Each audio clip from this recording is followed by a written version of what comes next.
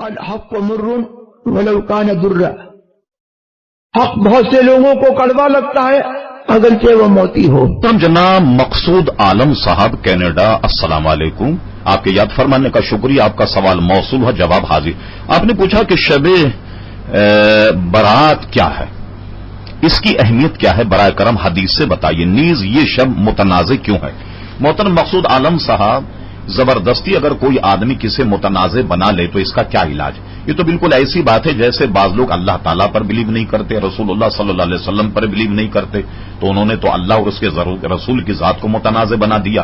تو ایسے لوگ اگر اس شب کو متنازع بنائے تو اس میں کیا عجب اور کیا تعجب کی بات۔ بہرحال ہم اپنے سوال جو آپ نے کیا اس کے جواب کی طرف رجوع کرتے ہیں۔ دیکھیے اصل مسئلہ کیا ہے، ماہ شعبان کی 15ویں رات کو شب برات کہا جاتا ہے۔ شب کے معنی رات اور برات کے معنی بری ہونے اور قطع تعلق کرنے کے ہیں۔ چونکہ اس رات مسلمان توبہ کر کے گناہوں سے قطع تعلق کرتے ہیں اور اللہ تعالی کی رحمت سے بے شمار مسلمان جہنم سے نجات پاتے ہیں، اس لیے اس رات کو شب برات کہتے ہیں۔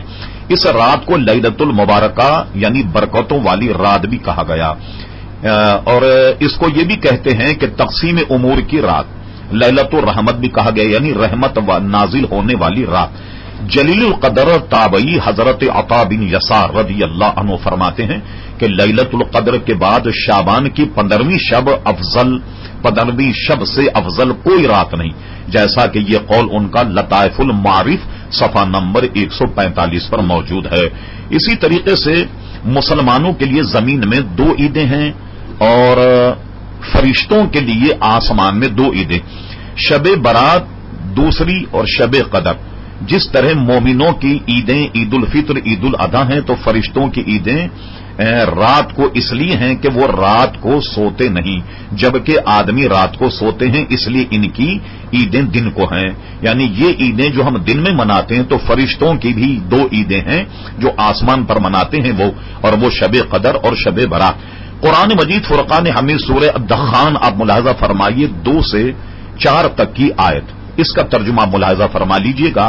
ارشاد باری تعالیٰ ہوا، قسم ہے اس روشن کتاب ہی کہ بے شک ہم نے اسے برکت والی رات میں اتارا، بے شک ہم ڈر سنانے والے ہیں، اس میں بانٹ دیا جاتا ہر حکمت والا کام۔ تو اس کا ترجمہ پڑھ لیجئے گا، ابتدائی آیتیں یہی ہیں۔ اس رات سے مراد شب قدر ہے یا شب برات ہے، جیسا کہ خزائن العرفان میں حضرت صد الافاضل مفتی نعیم الدین صاحب مراد آبادی رحمت اللہ تعالی علیہ نے لکھا۔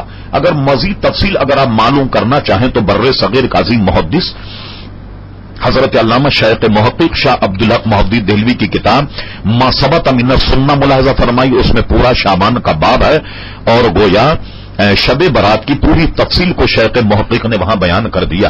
اب آئیے اس سلسلے میں ہم ایک حدیث بھی آپ کو سنا دیتے ہیں۔ یہ حدیث جسے ہم بیان کر رہے ہیں مشکات شریف پہلی جلد اور صفحہ نمبر 277 پر ہے، جس کا ترجمہ یہ ہے، حضرت عائشہ صدیقہ رضی اللہ تعالیٰ عنہ فرماتی ہیں کہ رسول اللہ صلی اللہ تعالی علیہ وسلم نے فرمایا کہ کیا تم جانتی ہو کہ شعبان کی 15ویں شب میں کیا ہوتا ہے؟